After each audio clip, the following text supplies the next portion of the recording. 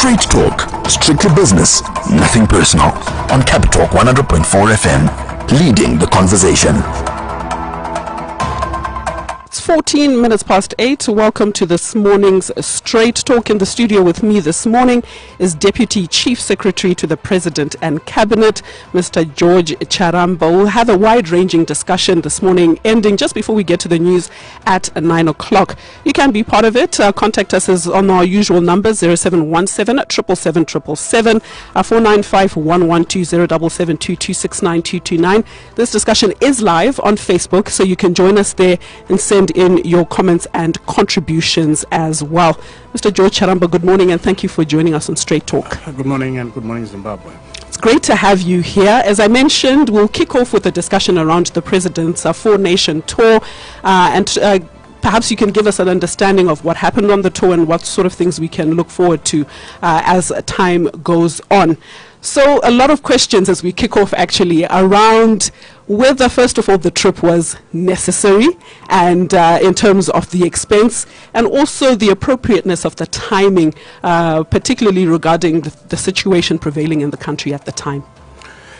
Well, if you recall, when the new dispensation was inaugurated, there was an articulation of the policy position of government, namely that we must try and make sure that Zimbabwe breaks the jinx of isolation. And this as a result of the land reform program, which had in fact started from about 2000. So essentially a key pillar of the Second Republic was to ensure that we reconnect with the rest of the world. And that program of reconnecting with the rest of the world centered around three basic policy initiatives. Firstly, to engage with the international community, and this is in respect of those countries we didn't have any prior diplomatic relations with. Secondly, to re-engage, which meant those countries who would have fallen out of favor with us as a consequence of the land reform program. And then the third component of it had to do with international financial institutions, or IFIs. And if you recall, as a result of the raft of sanctions that we had got from both the European Union and the Americans, Zimbabwe was shunned by international financial institutions. So essentially, there was a need for us to reconnect.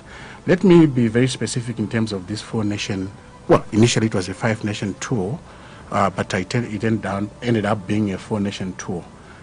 The President had been invited to Eurasia sometime last year, but on account of a congested program, he wasn't able to meet that fixture.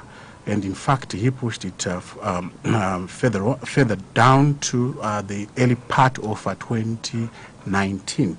So really, there is absolutely no relationship between the situation that then developed in the country and the fact of his embarking on those bilateral engagements. In fact, these were actually prearranged well before things had taken a turn for the worse in the country. Was it necessary? Yes, of course it was. It is a realization of that policy which I have just outlined. And the idea is for us to look far and wide, look globally to try and see how best we can get the vital inputs we need to recover and then, of course, grow the economy, which is, in fact, on the mend. Right.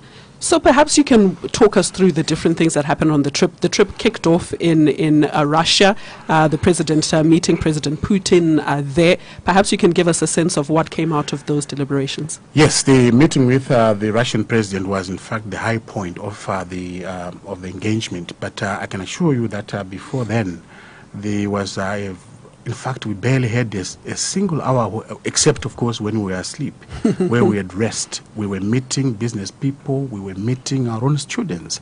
It was just one program after the other.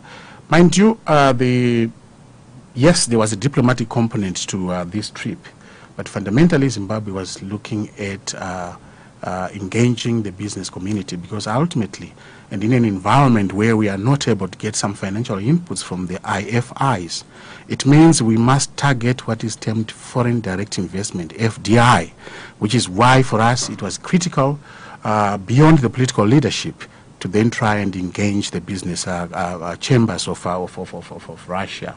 And we had quite a big turnout and huge interest. Generally, historically, Russia has not had much contacts with Southern Africa. In fact, it is largely focused on North Africa. We are trying to get Russia to Southern Africa, but not just to Southern Africa, but handling Zimbabwe as the preferred center of its own operation by way of capital, by way of technology, and by way of its own industrial plans. So really, we looked at quite a number of areas in respect of Russia, principally mining. Mm-hmm. And in respect of mining, I want to make specific reference to two minerals. Platinum, and you are aware that there's a Russian project which is close to Derwendel. It has been mothballed for too long a period because of a certain shareholding misunderstanding. And this was not very good for us because that's a fabulous resource. So the president went all out to try and, resolve that matter, and happily the matter was resolved, and you should be able to see the first tranche of $300 million US being sunk into this economy as part of the investment around the project. By the way, the investigations in terms of the deposit or the subsoil asset itself have been completed, and the results are extremely positive, which means it's all systems go. So we should have quite a huge input by way of that project. So really that project is, we can take it as a project which is on the go now. Then the second area of interest from our point of view had to do with diamonds. You would be aware that the Russians were actually involved in the diamond exploitation in the country, I think around the Chimanimani area.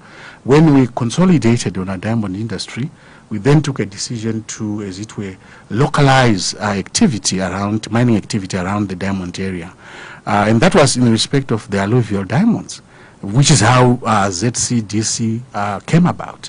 But after we developed a new diamond policy, we then came up against very basic facts which we must confront as a country. Sure. That yes, whilst we might want to be nationalistic about it and think that diamonds are a strategic mineral which must be preserved of government, there are certain inputs we require. Inputs by way of financial capital, inputs by way of technology, inputs by way of even just the expertise which compel us to go into partnerships with other nations.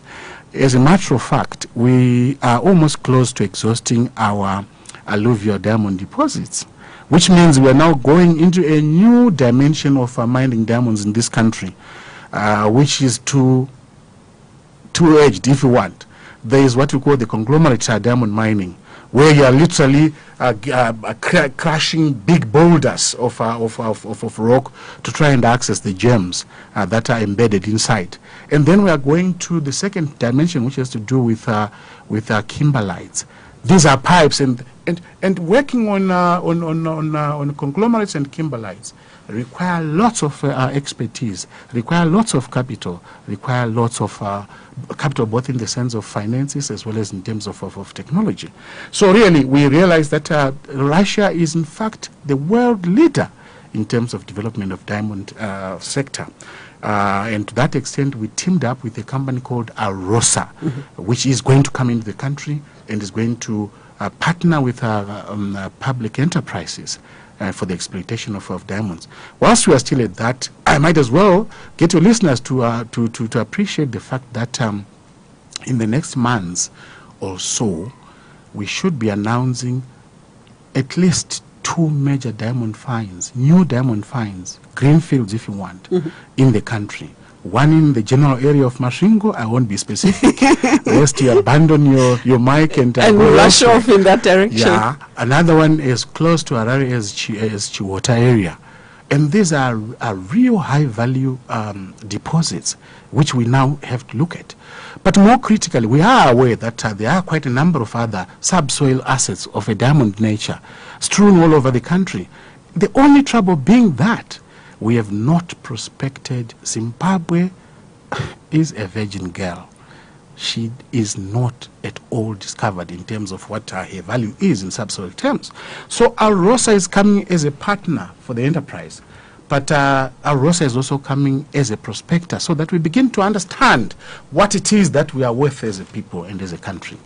So in your deliberations and discussions that you were describing there in Russia and the various meetings that you had, I would imagine there were some concerns raised about Zimbabwe as a destination for all of the, the exploration that you're talking about. What are some of the key concerns that are being raised, and what were your responses to them? Well, that we are weak communicating our proposition. We are unknown, yet we are in fact highly mineralized. In fact, when you try and audit the known deposits, mineral deposits that are in the country, we are upward of 61.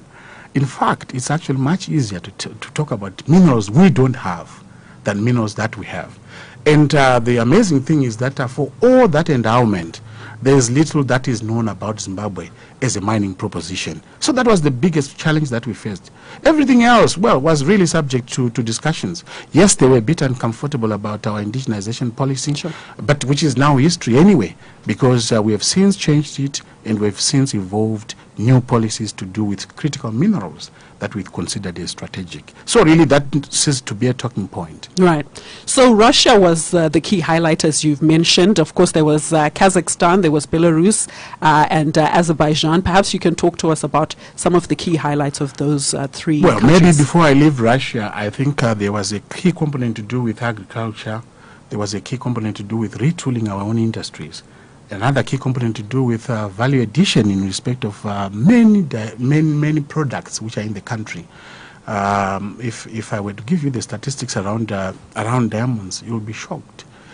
If you are dealing in rough diamonds, you are probably looking at a global value of about 24 billion only. If you try and cut and polish those diamonds, you double your value to 42 or thereabout $billion. Then, if you target your beautiful finger by way of rings and all those value-added things, the figure skyrockets to about 96 billion. For as long as we remain stuck at the initial stage, in other words, for as long as we remain at Chiadzwa and not in the factory, we are actually confining ourselves to the $24 billion value. I think the whole idea was for us to try and see how we can beneficiate all our minerals, see how we can beneficiate all our agricultural products, see how we can beneficiate many other areas, cotton, tobacco, you name it, so that we can actually move up the value chain. And for that to happen, it means we have to have the technology, we have to have the capital. So that was a key component. The third component that I would want, again, just before we leave Russia, to highlight for your listeners is that Russia has played a critical role in terms of developing certain skills that are so dire in our country.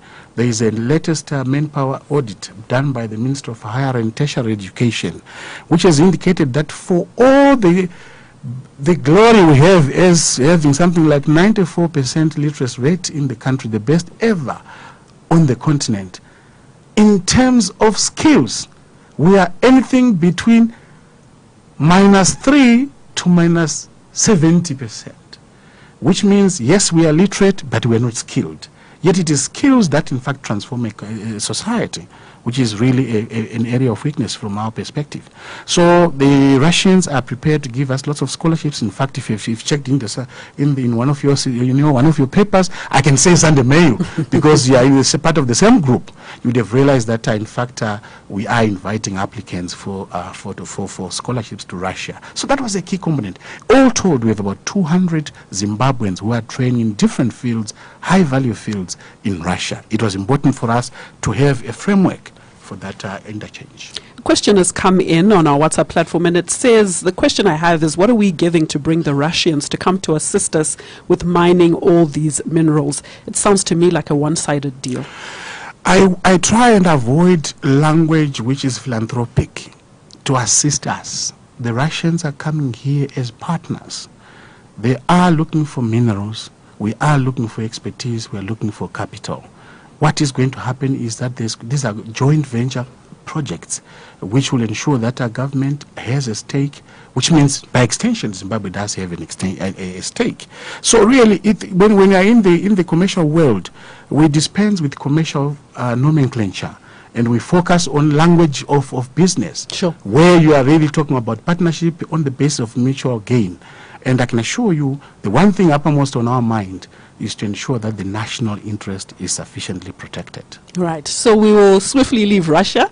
And well, when we move to Belarus, Belarus was a very interesting proposition in that the Belarusian government has already supplied us with huge, monstrous equipment called earth movers. If you might probably have seen some stuff that some big trucks that that were delivered to ZCDC in Chiadzwa, 52 all told. In fact, we had an opportunity of test driving one such huge machine, the largest in the world, which is capable of carrying something like 450 tons of ore. That's an incredible amount of effort from a machine, a human machine. So really, in the case of Belarus, we realized that there was a lot to offer by way of agricultural equipment, and in furtherance of our program towards mechanizing and modernizing our agriculture. We were looking at what inputs we would get by way of tractors, by way of implements, and of course, more critically, by way of the phosphates that we need for our own agricultural success. We were looking at mining sector as well, but this time from the point of view of equipment. Yeah. And interestingly enough, we then discovered something. Whilst we were still there were executives from companies that are in fact owned by Australians and in some cases by British, who are operating in Zimbabwe, who had also gone there to source for equipment. That gives you an idea of how well respected the Russians are in terms of manufacturing equipment for mining. And we also discovered that their equipment is a whopping 40% cheaper than you would get anywhere else in the world. We then also had an opportunity of being exposed to one agricultural unit which had to do with milk production. 260,000 wet cows, all of them milked by robots, and contributing to a value chain which is already red-made. So really, this is a country which has a lot to offer to Zimbabwe, and we think and we hope that we should be able to consummate that relationship. Speak to us about the significance of the appointment of the honorary consul there in Belarus. Good question. You will notice that the one question that kept begging, and I should have raised it when you talked about what concerns all these countries had against Zimbabwe, was that we did not have a relationship, a business-to-business relationship. Right, and the one running thread that we came across was that why don't we have a chamber of commerce relationship between chambers of commerce in Russia, in Belarus, in Azerbaijan, in Kazakhstan? So really, because we didn't have diplomatic relations directly with the three other countries, it was therefore important for us to then appoint in the interim a local national who would mind the interests of Zimbabwe. And the good thing about it is we are not paying that national. He happens to have some business interests in the country, and he has actually volunteered to take up the case, to promote the country, and to find for us partners who would come into the country to try and help us with our own overall economic development. So that was very critical. It's a way of ensuring that Zimbabwe remains on the map and remains on the tongues of those countries that we have targeted. So that was in Belarus and then Azerbaijan? Well, when you look at Azerbaijan and Kazakhstan, these are basically countries that are predominantly oil producing. So you can almost surmise that one key consideration for us had to do with ensuring that we have a constant supply of fuel. And everything that is associated with it. I hope your listeners are aware that one key product from the oils is plastic. And you know we've been having a packaging crisis in this country. So really, there is a way in which you can actually, connect with those two countries from that perspective of, yes, primarily fuel, but also to try and get some of the byproducts from that product. But we realize that in the case of Azerbaijan, they are also coming in as the new chairperson of NAM, Non-Aligned Movement, and we are set to go back to Azerbaijan in October, which is when we will consummate most of the deals that we clinched. Deals around agriculture and the huge agricultural proposition. Deals around industry and retooling. Deals around joint projects that we intend to do by way of beneficiating our own agricultural product. They are actually accessing our tobacco only through third parties. And the question was, why not buy directly from Zimbabwe? But also, why not go into joint venture by way of contract farming to ensure that we can then produce tobacco for them. In Kazakhstan, we came across a very interesting anomaly where the Kazakhstans were actually enjoying our fruits, oranges, except through South Africa, not directly from us. Sure. Right? And that tells you that each time your own product reaches a market in the name of another country, you are missing a huge opportunity of placing your own name on the market. So essentially what you are going to see henceforth is a deliberate program of joint activities, but also market development to make sure that we reach those countries which have a huge appetite for things Zimbabwe. Sure. If you've just joined us, you're listening to Straight Talk here on Startup Capital with me, Penny Pangetti, and in the studio with me is the Deputy Chief Secretary to the President and Cabinet, Mr. George Charamba. We've been having a discussion about the President's just ended 4-nation tour to Eurasia and some of the things that came about as a result of that trip.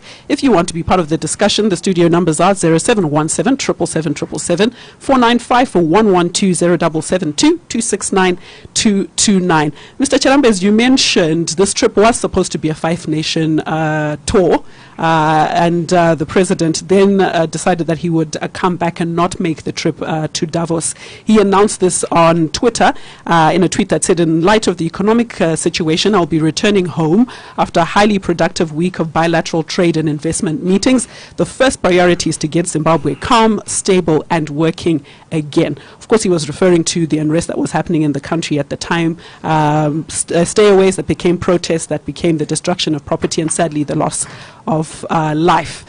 Let's talk about the discussions around the decision to come back at that time. Was there ever a discussion around whether he should come back early, as was the call back home? Well, you made reference to the internal situation as one of the factors that may have prompted the President to come back much earlier. I would say yes, but residually. In fact, as early as when we were at the Russian stage of the trip, the President intimated to me that we were no longer proceeding to Davos, and he gave 3 very compelling reasons for it. Firstly, when we left Harare, we had targeted 3 critical delegations as our interlocutors by way of the furthering the policy of re-engagement. These were the Germans, these were the French, and the British. And if you check your current affairs history, you will discover that virtually all the leaders from the 3 nations decided to abort their trip to Davos. So in a situation where our interlocutors were no longer available, it became virtually unnecessary for us to embark on the fifth leg of the whole trip. That was the first reason. Secondly, precisely because the success of the trip had far exceeded our expectations. In fact, it was quite embarrassing how underinformed we were in terms of both the technical and financial capabilities of those countries.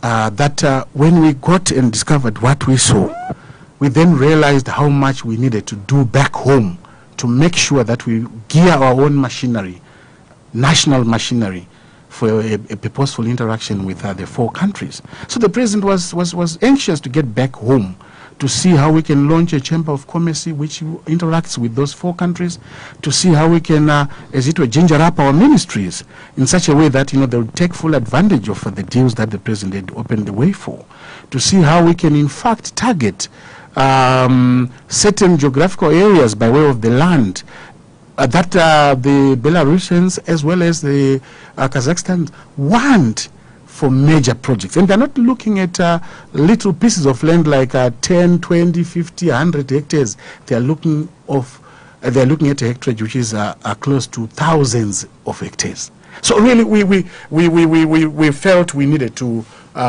sort of get back and do a big audit in terms of what resources and what institutional arrangements needed to be put in place to make good on those commitments we had made to those 4 countries. Then, of course, residually, there was that consideration to do with the internal situation in the country. And I use the word residually advisedly. By the time we were in Belarus, the situation back home had stabilized, which means essentially it was no longer demanding the president's personal presence. The acting president had done a good work by way of pacifying and returning the country to normalcy. We could have, in fact, proceeded to Davos. In fact, that was the wish of the acting president then, who said, well, Comrade President, things are virtually coming back to normal in the country. If you think you have some pressing business you want to do in Davos, I would suggest that you proceed and come as and when you should. Otherwise, really, there's nothing to worry about. And every day, every minute, the president was always in touch with the home situation. So really, it wasn't that much of a big factor. Right. You mentioned the idea that the situation was becoming stable, things were, almost getting back to normal, but it was an interesting time in the country, and I'm sure you were kept informed of what was happening. Mm-hmm. There are several questions around government's response to what was happening in the country. The first is perhaps what others have described as heavy-handedness when it came to dealing with these issues. Yes, there was unrest. Yes, there was the destruction of property, but it seems as though perhaps the response may have been heavy-handed, and the question is, on many people's lips, is, are we going back to the bad old days? I don't know which bad old days people are making reference to. What I know for a fact is that when you have a band of citizens who decide to challenge the authority of the state, take law into their own hands, cause mayhem and destruction in the country, and even go as far as attacking police stations. And by the way, police stations are symbols of the administration. It means you are literally challenging the authority of the state. Even going as far as trying to wrestle weapons of war from serving members of the police, from serving members of the army. It's clear that you are no longer dealing with a sheer expression of disgruntlement. You are now dealing with a potential threat to law and order and stability in the country. Now, I want Zimbabweans to know it and know it very clearly. Yes, the Constitution does give us certain liberties, certain rights, which we must enjoy and enjoy to the fullest. Yes, the Constitution does recognize that to the extent that government takes decisions which impact painfully on all of us, we therefore have a right to express our disgruntlement with those decisions, to criticize them, to demonstrate against them, to express our displeasure at the decisions that the executives will have taken. That's a democratic principle. But here is the news for you guys, right? There is a basic difference between expressing disgruntlement and taking the law into your hands. Let me just give you two graphic examples. As we speak, the British people are not at all happy with the May government over Brexit. But I have not read anywhere in the newspapers where the British public have tried to create a wall, a human wall around the River Thames to stop the traffic of commerce in that artery of the British economy. Never at all. The American people are not happy with the Trump administration. As you are aware, that country has been on shutdown for almost close to 2 months now. But Liberty has not been pelted with stones. So really, don't ever get into a situation where you equate demonstrations with violence. Sure. Or equate demonstrations with challenging the authority of the state.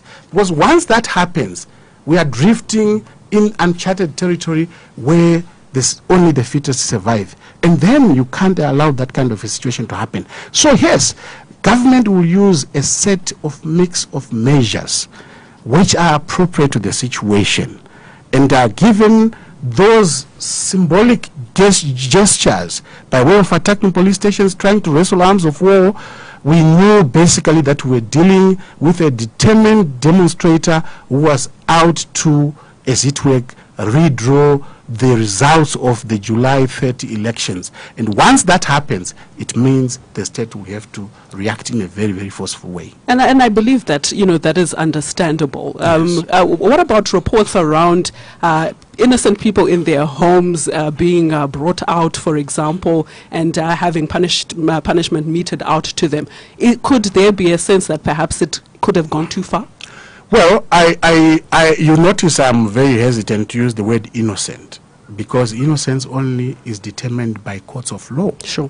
What happens in such a situation is inevitably, look, law enforcement is not a science, or if it is, it's a very imperfect one. Sure. You'll always have collateral damage. That we'll have to budget for, which is precisely why, in fact, we should conduct ourselves in a way that ensures that as we claim our rights, we do so within the confines of the law. You see, we don't want a situation where rights which are granted to us by the Constitution get weaponized. I repeat, get weaponized. So you have a Constitution which is very good, which is very liberal, but it gets weaponized and becomes an instrument of challenging the authority of the state. You have freedom of association, which is in fact a cardinal principle in terms of human liberties. Again, it gets weaponized to organize around the state. You have freedom to demonstrate, which again gets weaponized to challenge the authority of the state. So really, what then happens is, in the course of rounding up the miscreants or the bad apples, you then run into a whole welter of information which indicates that over and above the people you have rounded up, there are others who will have escaped the dragnet. So you pursue them to their homes and you arrest them, because no one should ever get away with a sense of impunity. You do wrong, you do your time, right? So really, I would rather we don't prejudge the process. Yes, we regret those instances where there was loss of life, and by the way, loss of life was suffered by Zimbabweans of all color, including serving members of the police force. I don't know whether it's being suggested that government killed its own workers. It just doesn't make sense. So really, we should regret loss of life. We should regret those innocent persons who were caught in the mayhem. But above all, we must ensure that we inculcate a sense of law and order in the country. You infringe the laws, the law comes heavily down on you. One of the things that I guess people felt very heavily on them was the shutdown of the internet and social media.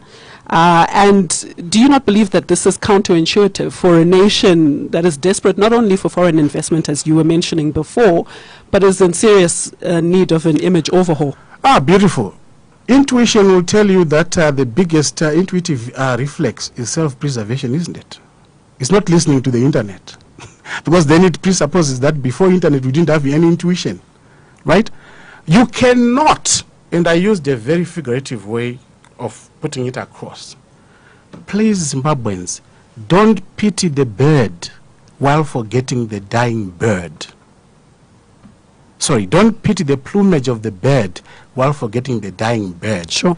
For you to enjoy freedom of expression, for you to circulate ideas, for you to express yourself, you have to be alive. And you can't be alive in an environment where your very well-being is being threatened.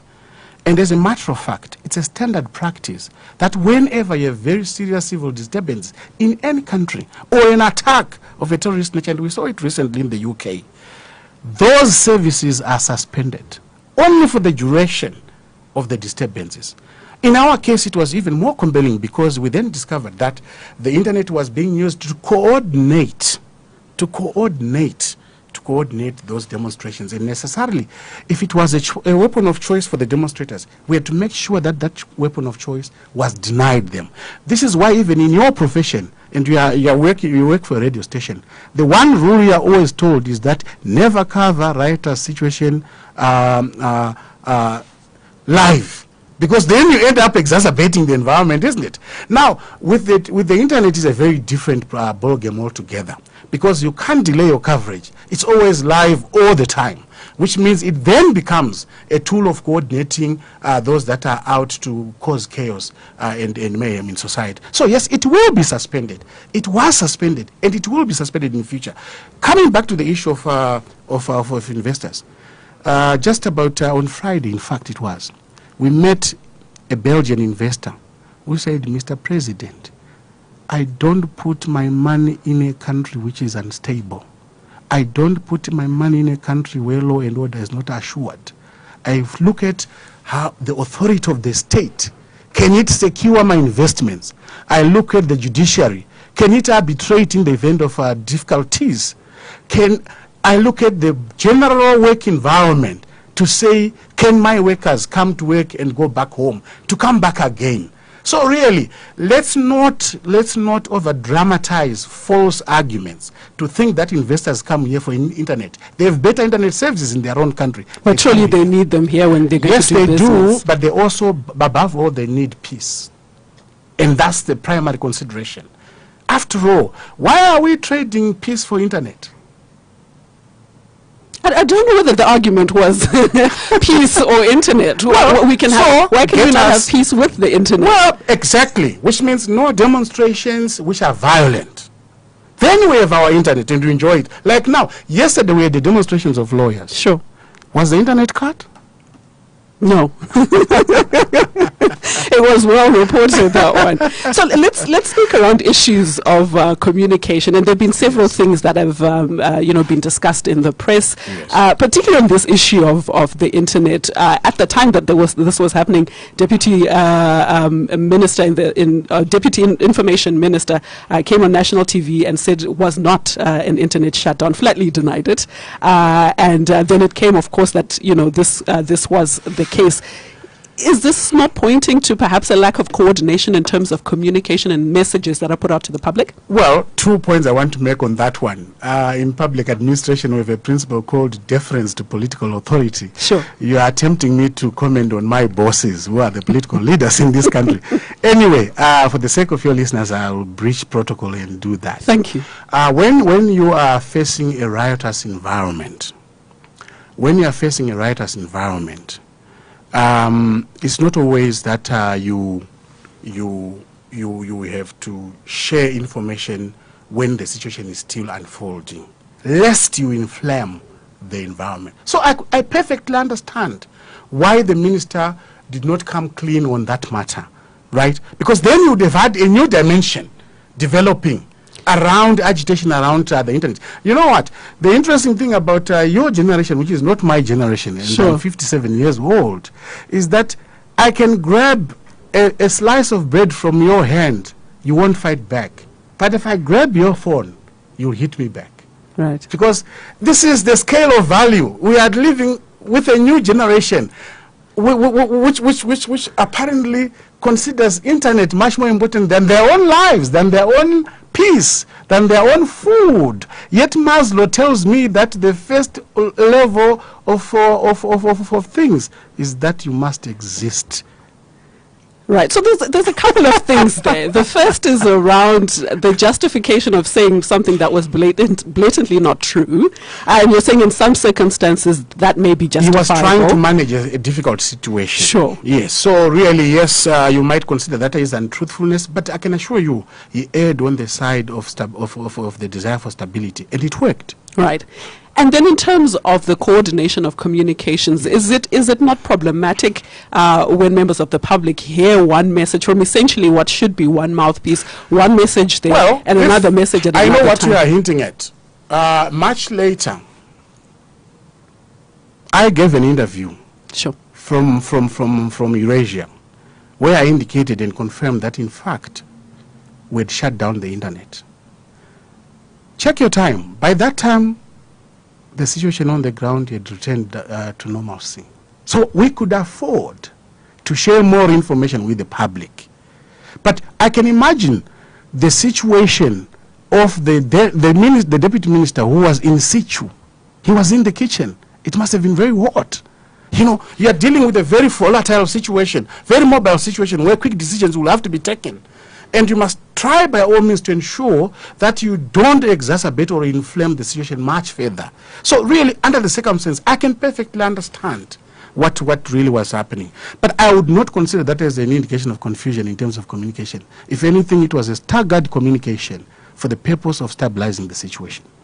So let's stick on this issue around communication. In recent days, there was a Sky News report that talked about and showed members of the military and police assaulting a handcuffed civilian, and they filed footage. The police came out and said initially that footage was from 2016. Right. After which a second statement was made by the police retracting that earlier statement, saying one of the officers in that video had been arrested following the crime.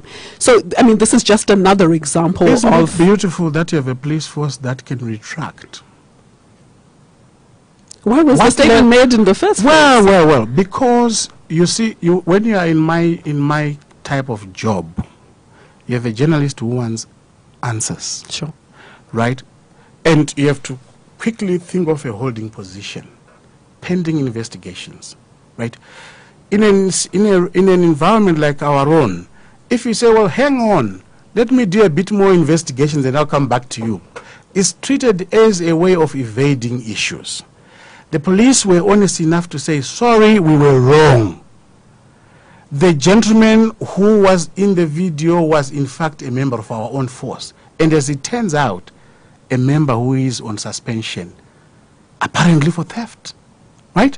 Now, what for me was critical was not so much the fact that the spokesperson of the police got it wrong initially, as the fact that we're getting a hint at this puzzling question on those ghostly figures, often seen police uniform, working surreptitiously, brutalizing the public, but working outside the law and orders of the command structure of the police or the military. That for me was the story. I think we are getting closer to a situation where we are beginning to out those rogue elements who, because of their tenuous association with the police force, continue to in fact perpetrate crime, taking the cover of the very institution that used to be their own employer in the first place. I think that's, for me, that's very critical. You know, we have another case which had the verdict passed in the courts just recently, where a policeman touches a Zupco bus. Now, how would you reconcile that with the role of a policeman? It just doesn't make sense to me. So there are many lessons to be drawn, but it's also clear that there is a third hand that was at play, and it is the responsibility of government to ensure that that third hand is exposed. Otherwise, as a citizen, I would feel very unsafe to stay in a country where a person dons on or attires themselves with police uniform, picks on arms of war, which are used by law enforcement agencies, and then moves about terrorizing me. I would feel terribly unsafe. So really, for me, that was critical, right? Less the fact that, I mean, there was an inconsistency in the first place. I mean, those things do happen in communication. Right. So many questions and comments, as you would imagine, happening, and I've just been informed that we will continue our discussion after we go to the news at 9 o'clock. But a big issue now that you're here is around the president's Twitter account. Yes. Right. So we can start that discussion before we get to the news at 9 o'clock. Right. So there have been several issues around the president's Twitter account. In January, he came out as saying he officially communicates with us members of the public using the Twitter account. And then you're quoted as having said, people mustn't put words in the president's mouth based on things that are written on Twitter. Yes. A deputy minister of information also comes in and says things purporting to, pointing to the fact that perhaps we shouldn't take everything that's said on that Twitter account as, coming directly from the president. What's the official word with the president's Twitter account? I don't think there is any confusion over there. When I was out in Eurasia, there was a Twitter account that issued a statement in my name. Tell you what, I don't have a Twitter account. So really, these are the hazards of the platform we call social media, where Twitter accounts can easily be cloned, where words can be generated and attributed to a person. How about at Edimnangongwa, which is a verified... I'm getting... Well. In the first place, no one came back to me, no one from your profession came back to me to ask, which particular message are you making reference to? Sure. No one did. And I saw the debate unfolding without me. How do you stage the play of Hamlet without Hamlet the actor? Well, we're asking you now. Belatedly, when opinions have already formed, isn't it? You can dispel them.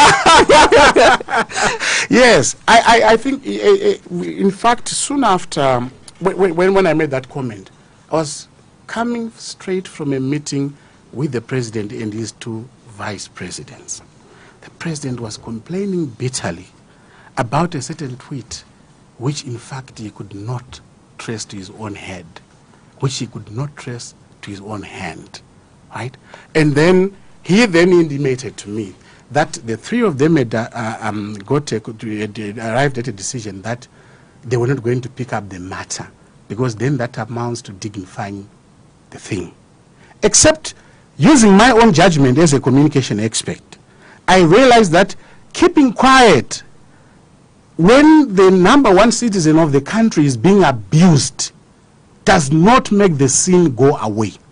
So I breached the instruction from my president, and I went on to indicate that unless and until you are assured that that tweet is from the president, don't always take it for granted. The same way that one organization, news organization called Bloomberg in South Africa, made the mistake of simply working on the assumption that to the extent that there's a George Charamba and that there's a Twitter account that can be created, it means the message on that Twitter account is George Charamba's. So it is always critical. I don't want us to get into an environment where we imagine that there's anything foolproof about the social media. There isn't, and you know that. Sure. So on that note, verify, and that's my job. I draw a huge salary for you to verify with me. Nick Mangwana draws a huge salary for you to verify with him. And on a good day, the president whose number I can share with you now, if I was in a good mood, he'll be there. Well, I'm a bit agitated. He's there for you to verify. Sure. And that's a basic rule in journalism. Even the sun, in journalistic terms, when you see it rising, you still have to ascertain, is it the real sun? For sure. So we'll pause our discussion there for a few minutes, because another big rule is the news must always come at the top of the hour. You're listening to Capitalk 100.4 FM, leading the conversation. The time now is 9 o'clock. It's time for News in Brief with Patience Chiwa. It's 4 minutes past 9 on Wednesday, the 30th of January 2019, an extended version of Straight Talk this morning. We hope you'll oblige us. We are in the studio with Deputy Chief Secretary to the President and Cabinet, Mr. George Charamba, who joined us today to give us his assessment of the President's four-nation trip to Eurasia, as well as all other issues, things that happened in the country at the time while the President was away, issues around communication and things that have been happening. If you want to be part of the discussion, this is your time. Do call us in the studio, 0717 777 777. Send your comments through on Facebook. We're continuing this discussion up until 9:30 this morning. So if you do call, make sure your contributions are short so we can hear from enough of you as possible. If you want to, you can send in your messages on 0717 777 777. Macharamba, thank you for agreeing to stay on with us for a few more minutes. I'll fill the overtime forms. That's fantastic. So let's kick off with a question that's been recurring on our WhatsApp this morning, and this is around the fact that, you know, you said when the President was making his way back from the Eurasia tour, things had already stabilized, and the question is around why we still see a military presence and in addition to that, reports of continued violence across the country. If things are stable, why are those things still happening? Well, that's from the perspective of the common eye. The state has better, bigger eyes than the common person. we will be working on the basis of information available to us in terms of the determination of those same interest groups to try and reintroduce and relaunch themselves in a violent way. The soldiers will get back to the barracks. So too will the police. After all, each time they are in the street, it means their real chores are suffering. I don't think... It's also very expensive, by the way. So it is not for the heck of it that we keep them in the townships. So it's by official direction that they are out? Yes, of course. They will continue to be out for as long as the intelligence reaching government indicates that there's a probability and a likelihood of a recurrence of such violence. But hey, they say if you bring in a log full of ants, expect the lizard, isn't it? Mm-hmm. So let's not dabble with law and order. Then the guys will keep in the barracks. Keep sending in your questions now on 0717777777. As we ended our discussion just before the news, Mr. Charamba, you were talking about issues around communication and how that in the work you do, certain things need to be said at a certain time and so on. A big concern that comes up is this idea that there could be don't edit your put your question as bluntly as you want. So there are issues in the Ministry of Information, right? So one directive, one speaker saying one thing, deputy minister saying one thing, we have the secretary and sometimes the minister saying another. Are there issues in the Ministry of Information? Well, I'm not very sure that I'm quite aware of the contradictions you are alluding to. Well, in the first place, I've left the ministry. I'm now with the President's office. Sure. I don't know the chemistry that's obtaining in that environment. But has it ever occurred to Zimbabweans that the deputy minister is barely 5-6 months into the post? The minister is barely 7 months in office. The permanent secretary is also new. You follow? Sure. These are what you call teething problems. They'll find their own style. They'll find their own fit. They'll find their own way of harmonizing their messages. What I would probably just indicate, and for the benefit of those of us who are not communications experts, is that have as many tongues, have as many mouths as you want, but the message must remain one. That's an operating principle in communications. So the fact of having the minister, the deputy minister, the permanent secretary speaking on the same issue and from one institution is not itself problematic. What is critical is that they must read from the same script. I'm sure in the fullness of time, and before long, in fact, they will arrive at that. I can remember my early days when I started working in the information ministry. It was confusion. So we must budget for it. But that's a learning process, isn't it? Right, we'll go to the phones. Good morning, you're through to Capitalk FM. Okay, we've lost that call. If you want to be part of the discussion, do call us in the studio 0717777777 495-112 0772269 People wanting to come back to this issue of Twitter, and I'll get to those messages now because the phone is going. Good morning, you're through to Capitalk FM. Makadini. Tilipo Makadini, ndiri kutaura nani? Charamba Makadini.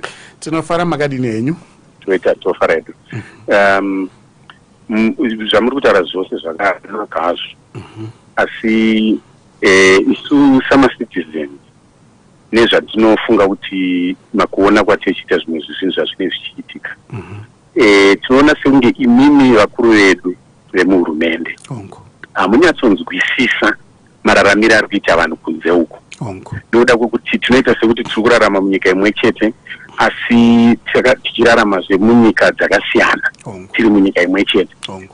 Certain things that you deny on radio and in public, in newspapers and all that, those things are actually happening on the ground kwatogara kumarokesheni, right?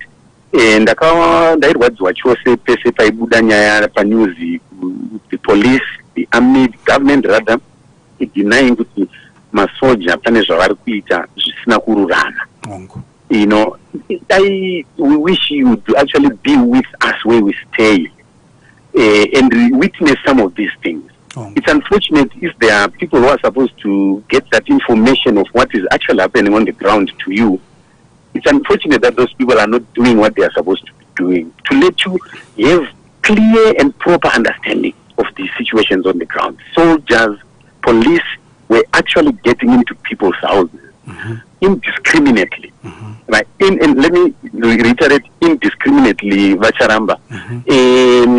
I know Mambo Taura in Mr. Utanzi and in Grigini, Vachinitini, Vanano, and information a kuti, Avandoa Gangachita Zakata and Wakada, and in Gava, one Gianni, Varivan, the same people who Garama, Maluma Prisma, Soja, to Koko as in Jwachandi.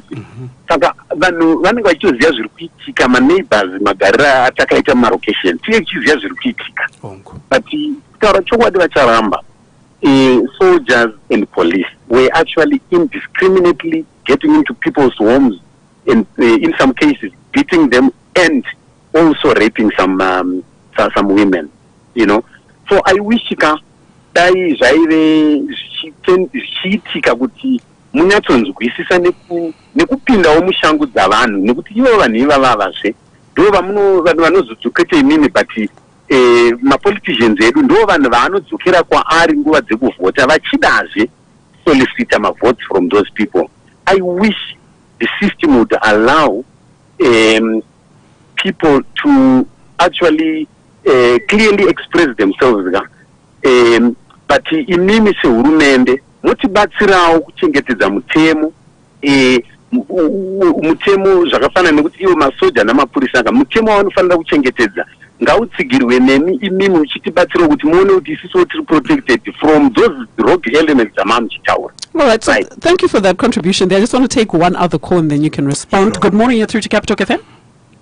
Hey, Rangad! Mkono Masimba, can we have your contribution? Thank you so much. Then talking about my finger, that about his Charamba, we need Jonathan Moore.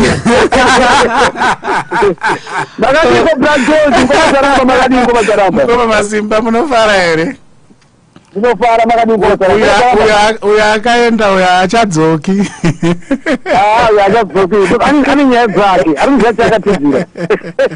What's your contribution this morning? Two things. Sure.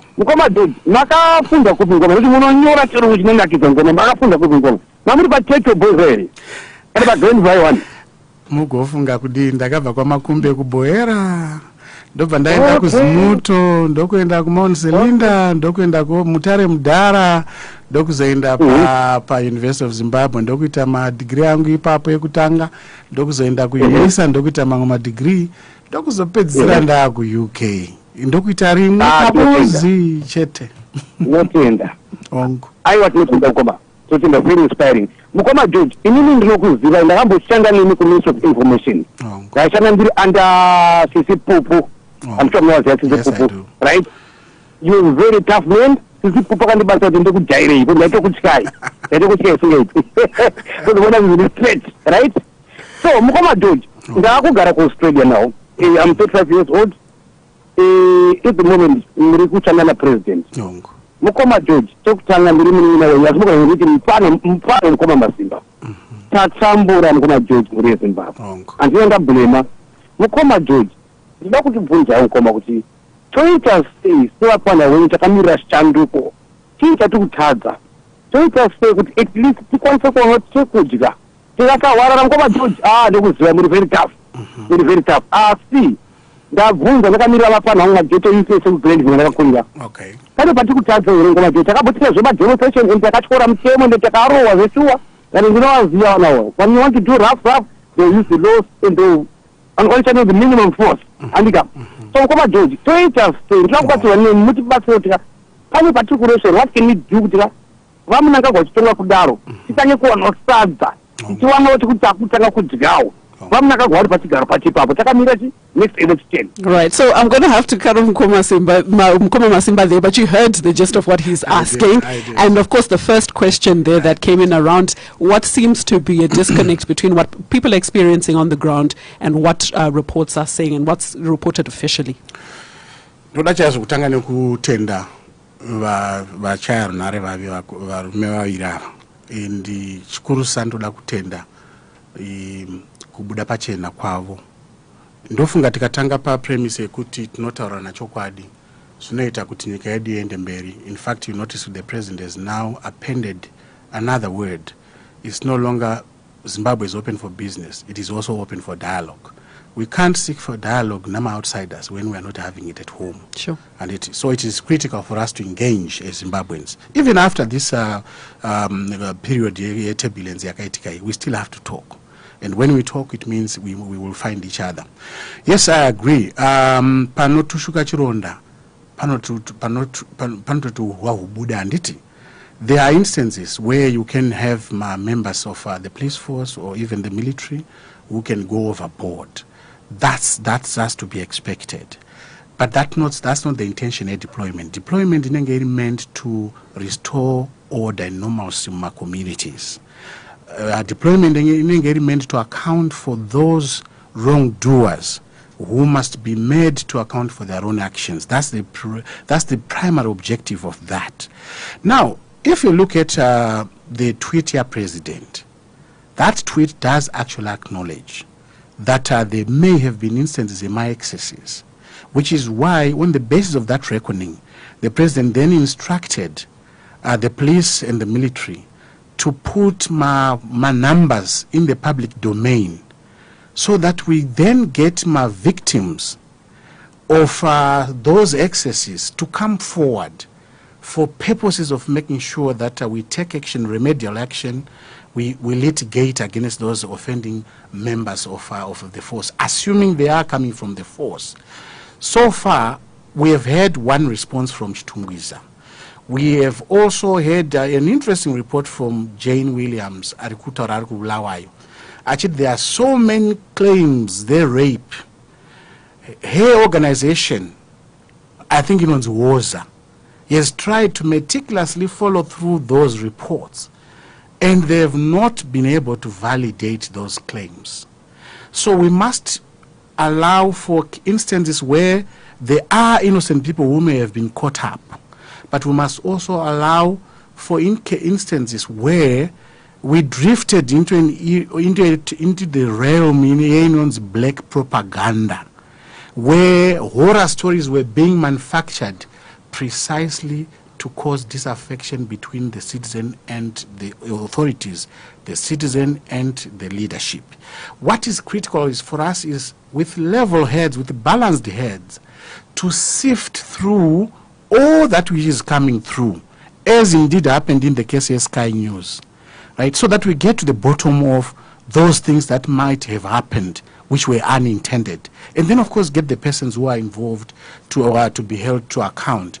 Now, it is critical for Zimbabwe to come forward the information. I know, could Panama instances where people will say, but Dimakatrova, Dimakatisunga, how do we go back to report to you? In other words, the element here mistrust, persistent mistrust. Except we have many other platforms, by way of my NGOs, by way of my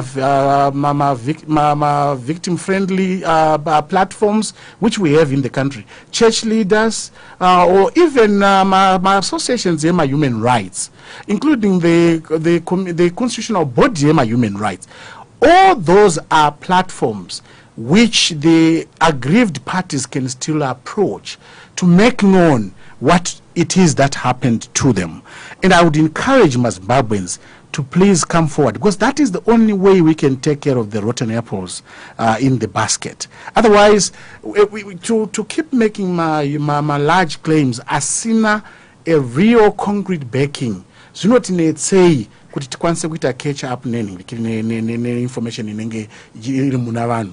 Well, yes, I might have moved, you know what, from 86 until about 93, 94, 95 ndaigara kuGlenview 1. Ndobva ndazobva pano ndazoenda kuGlenview 3. Budiro yakavakwa yese ndatovako ndiri kugeto ini. I am a ghetto boy through and through, and most of my siblings are still there. I go there, but critically, and I want to get back to mningina wangu ari ku Australia. Masimba. Yes, there are key bread and butter questions which government cannot dodge. Things are tough. Things are tough. You know, in full employment, and I work very close to the president, but I feel the pinch. What more nemwana wake akapedza form 4 yake ari kumbare ari kumuzarabani asina chokubata istotombota chitomboti pamwe toenda kumunda wombojingirisa zvofamba. Things are tough, and the most important thing to mention there kuti we are trying to recover an economy which has been on the downward spiral for the past 2 decades. It is not going to be easy. We will have to go through a period yekuita belt tighten. All of us, we have to. But it will be a sad day if we think that the way to remedy such a problem is by causing further damage to that already damaged economy through mayhem, through looting, through chaos in the azvimbotibatsira. What we need to do is to rally together, rally behind government, look at the proposals that are there, and then take full advantage of that, including those opportunities that I was just alluding to. My 4 Nation tour, Yakatona president, he has uppermost his mind, my youth. There was a time, and I want to address Ministry Information. You know, ndinobatikana zvikuru kana ndichiona vana vari kumatapi vane mastudios ari imomo, and I'm a musical fan. Sure. I follow those youngsters, right? Wongu ma resources are short. Do you remember there was a time yataitama musical galas? That was not really to just enjoy music. It was to provide employment opportunities, to provide incomes to a young generation. We need to get back to that. The money will have to be found. We have to get my programs akatagetana nema youth, because that is the category who are hit hardest. Nema conditions aripo, they are unemployed, they have no income, they have no homes, which means their survival is quite precarious. And then they vent it out as anger, resulting in those things that we saw happening some 2 weeks back. Regrettable, but maybe understandable. So there has to be a purposeful approach. Basically, how do we ensure that as we recover and grow, that growth and recovery is inclusive, and more particularly that it encompasses the young generation, which is hardest hit by the social conditions that are obtaining in the country. So yes, I feel for that generation. I also have kids. My kid has just finished mining engineering environmental engineering yake May last year. She's still unemployed. She's still at home, right? But she comes back na my illusions ekufunga kuti ndapedza degree rangu, I must walk into a zone of comfort. It's not happening because the economy itself is depressed. So yes, I meet these questions even in my own household. Sure. So many questions coming in on the issue of the president's Twitter account, and I will try and merge them all into one. Okay. When we had a discussion around the president's Twitter account and whether we should use it as a platform for official communication, there's a point at which he said there was a tweet from the president which was not identified to the president's hand, or the president himself indicated that it was not attributable to him. First of all, which tweet was that, is the question, and was it an official page? Who is tweeting on behalf of the president?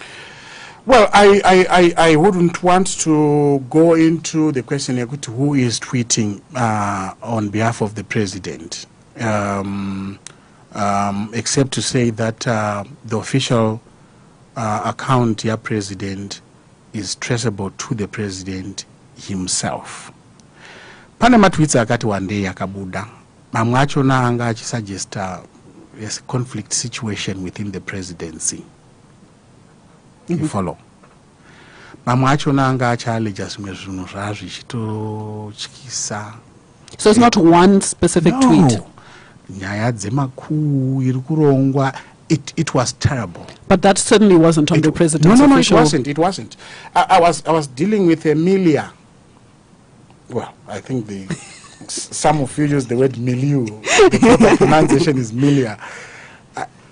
A communication milieu. in which so many messages, some using Charamba as the clone, some using the president as the clone, some using other officials as clones as well, were being pushed out as part of the propaganda.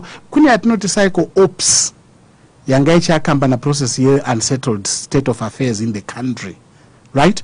So really we were trying to send out a very clear warning to those persons who felt kuti vakavanda munyimo kuti aiwa muri kuonekwa. I mean, come to think of it, technically it's very easy for us to trace these people and hunt them down, but you don't want to do that before you have sent out a warning, right?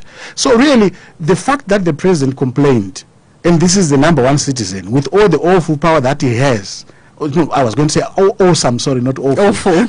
Sorry, awesome power that he has, does tell you the degree abuse in social media.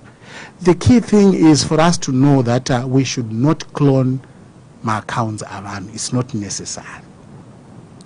Okay, so I would need just a little clarity as we close off the issue on of the president's Twitter account. There's an account that's verified at Idim Nangagwa. Yes. If a communication comes through on that account, yes, can members of the public be comfortable in the knowledge that it's coming from the president and he stands by everything on that handle? If you are in doubt, just cross-check.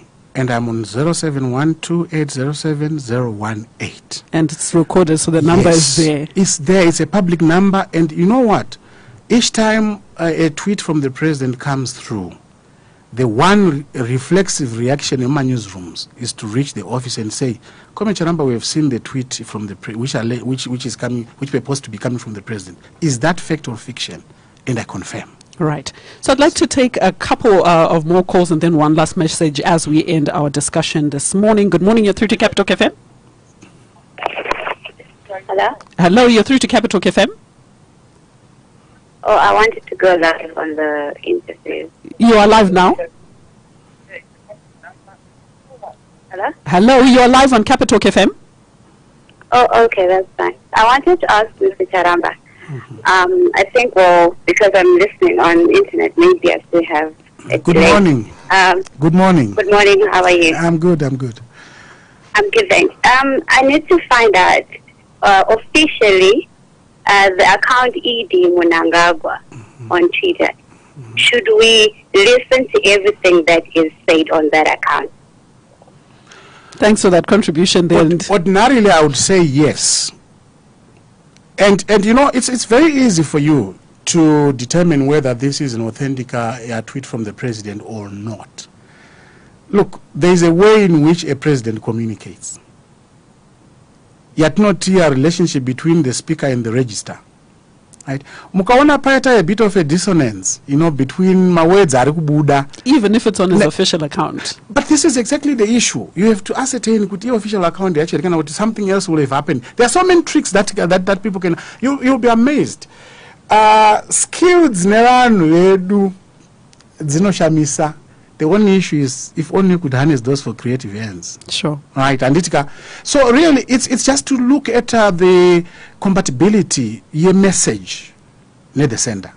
That's the first rule of thumb, right? And whenever you're in doubt, my number is public. I mean, just reach out. You know, I'm going to break with tradition. Maybe open my own official Twitter account. Perhaps. You know, for the purpose of interacting with you. I have resisted that because ordinarily I come from a school of thought which says government is an elaborate structure. It cannot compress its message in those number of characters that are allowed for under Twitter. That's why in our case, our basic mode of communication remains a press release, right? However transmitted, right? But and you will notice Kuru generally avoids kudila nema controversial or contentious issues using the Twitter. Right. Because it's by its nature, it can never be comprehensive. It can never proffer comprehensive explanation. So as these things happen when you're having a good time runs out really quickly. I would like to just look at one last question, and this is around the issue of dialogue and the importance of dialogue. You were speaking there about we can't dialogue with the international community if we're not talking amongst ourselves in the country. When is this going to be done, particularly with the opposition? And has there been any communication with the leaders of the opposition? I would have walked out a very embittered man if you had not asked that question. Because I knew then that question is uppermost on your mind and on the mind of your listeners. And that avoiding it would actually be very unfair to your listeners. Right. We are talking of dialogue writ large. And we are talking of dialogue with all interest groups, the youth, the church. You saw Vice President Chiwenga vari kuma churches, my business people. We have had quite a cry from my SMEs who were really, who took a knock from the unrest. They need some kind of succor from government. Established businesses, we are talking about discussion, name various interest groups. Then we are also talking about my discussions near opposition. And opposition writ large. Go back to your statistics and remember the number of parties that participated in the July 30 elections. I hate a situation where the notion of opposition becomes synonymous with a person or one organization. It means we must have a broad-based dialogue. Except a precondition for dialogue is that the interlocutors must know each other, respect each other, and give each other the status that they deserve. Now, you have a very interesting situation where in political terms, you have one of the leaders of the opposition who lost elections, went to contest that loss in the Constitutional Court, lost that contestation, still insists that his interlocutor, in this case President E.D. Mnangagwa, is not legitimate. Right? Now, you are creating an acrimonious environment which doesn't promote dialogue. It does not help. Meanwhile, he needs the dialogue more than anyone else. I think we all need the dialogue. Yes, but some need it better or more acutely than we do. You and me can dialogue like we are doing now, without you having not to recognize me as the Deputy Chief Secretary. If you had, I would have walked out on you, isn't it? If I hadn't recognized that you are the person manning the station, you would have walked out on me, isn't it? Right? The basic issue is let's accept the verdict of the people, right? And start from that premise that this is a president and this is the leader of an opposition party. Then on the basis of that, we are then able to interact. No preconditions. You can't then have a situation where someone convenes a press conference to say no preconditions to dialogue, yet in fact he's setting preconditions himself. That's a contradiction in terms. So I'm happy now that the street action has failed. I hope they come to their senses and realize that nothing short of jabba or jo will see us. So dialogue will happen? It will happen, but there must be the conditions that are necessary for it to happen. Right. Yes. On that point is where we have to end our discussion this morning. Yes, sadly, Deputy Chief Secretary to the President and Cabinet, Mr. George Charamba, thank you so much for joining us this morning on Capitalk FM. We hope you will come back and we can continue to have discussions around all of the things affecting us here in Zimbabwe. Have a fantastic day. Thank you so much. Appreciate it. Continue listening to Capitalk 100.4 FM, Zimbabwe's first and only commercial talk radio station, leading the conversation. Home is where the heart is. Sadly,